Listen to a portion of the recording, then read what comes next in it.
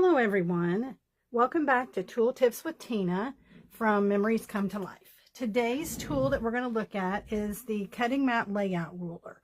So this ruler has been out for a few months now, and it has quickly become probably my go-to tool that I use when laying out my pages. A couple of things about it, you're going to notice it's clear. Before I got this ruler, I used a T-square, and I used a T-square to line up my photos and things, to center things on the page, but it had some limitations. My T-square was a little bit, would get things crooked. It didn't stay attached. That is what is so nice about this layout ruler, is that it actually fits perfectly on our 13 by 13 cutting mats and our new folding mat. And so it has some little grippy edges here. So it does slide well, but it also grips enough that it's not going to move. You can see I'm trying to twist it a little bit here, and it does not move once you get it set where it's supposed to be. So you're going to also notice a couple other features. It does have a traditional ruler, 1 through 12. It also has the zero centering. So I'm going to just show you a few things about both of those things as we get started today.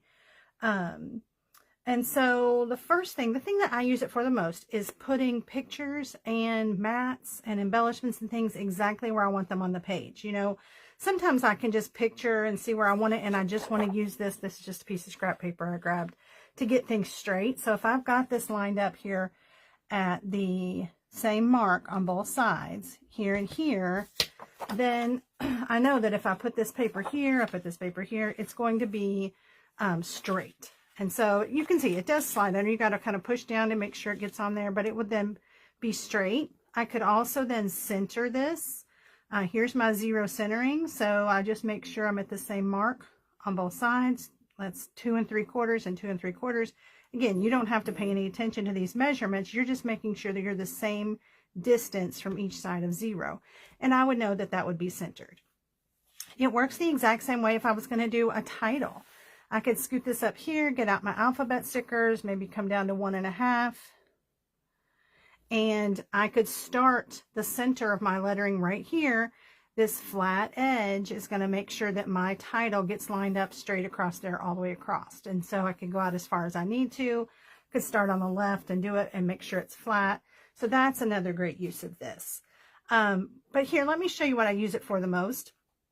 Let's say I'm using a workshop and someone has said, okay, you need to place your mat, you know, let's say 3 inches from the top and 2 inches from the side. So I have a couple options. If I want it 3 inches from the top, I can use it this direction. I will line it up over here. This says 9, this says 3, because again, we're counting in 2 different directions. And then if I want it 2 inches from the left, I'm already done. That's all you have to do, glue it down. It also works the other way. If I wanted to do it, what did I say, 2 inches from the left, I could start it on the 2 and the 10 here, and then 3 inches from the top, I just go down 3 inches. Same exact placement, using it the other direction. So, you know, you don't have to move it around, whichever way you happen to have it on your page, you know, either vertically or horizontally, it will work. And so, again, I use that all the time. This is what my old T-square would attempt to do, but my T-square was just always moving. It was thin. It was flimsy. This is sturdy. And I will say, like, I didn't do anything with this page today, but sometimes if you're going to be doing a lot of things with the page, you may want to put a little bit of repositionable tape under the edges or in the center, because, again, that repositionable tape will rub right off of your mat. But I didn't bother with that today since I'm not actually gluing anything down. So let's see.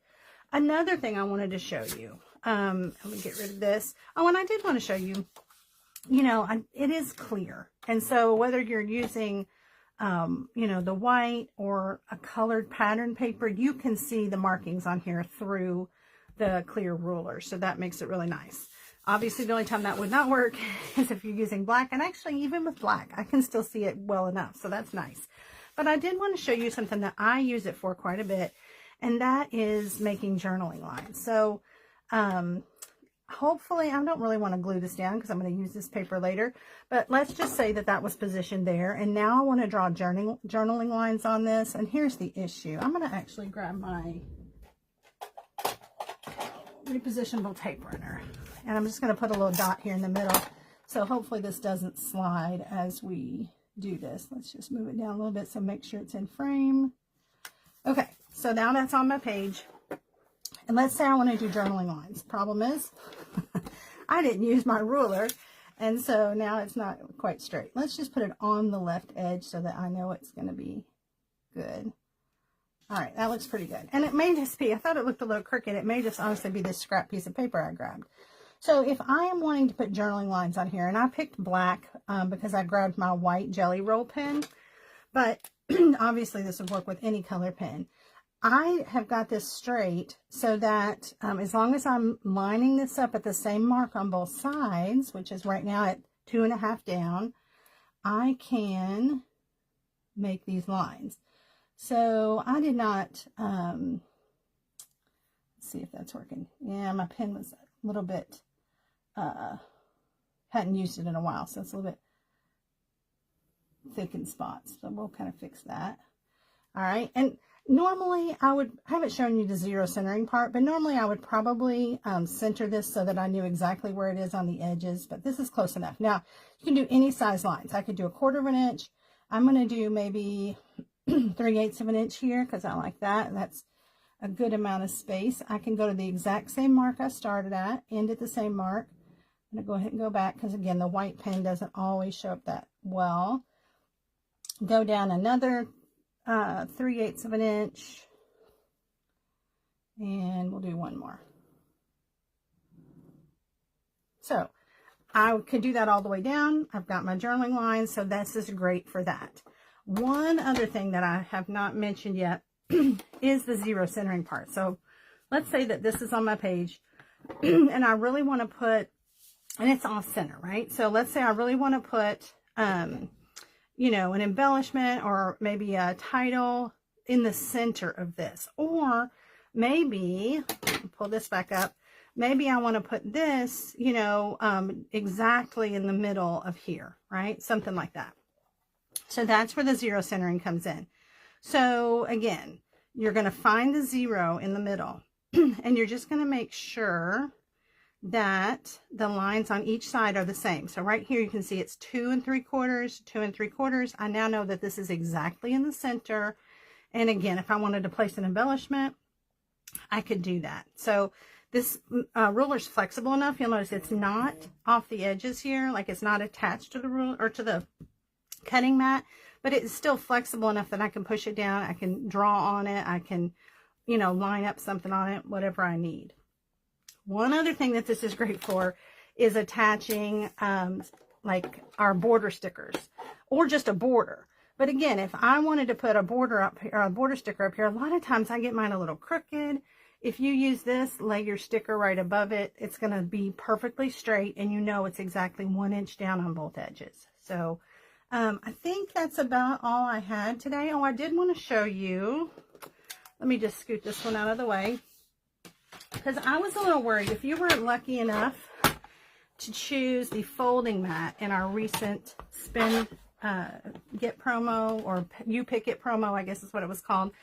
I wasn't sure I was going to like the folding mat because this doesn't fit, right? You can't, but it still works. I wanted you guys to see that. Now, top to bottom, it works just like the other mat, right? No problem at all. Left to right, I was worried about the connection here, but it still does a great job. Again, it's flexible, so if I needed something right over here, I might just need to push this down a little bit so the page doesn't slide under, but it still does a great job just like on your cutting mat. So I've been really excited to know that I can use this with the fold out mat or the cutting mat. If you've got any questions, just comment, and thank you for joining me. I hope that using this cutting mat layout ruler will help your memories come to life.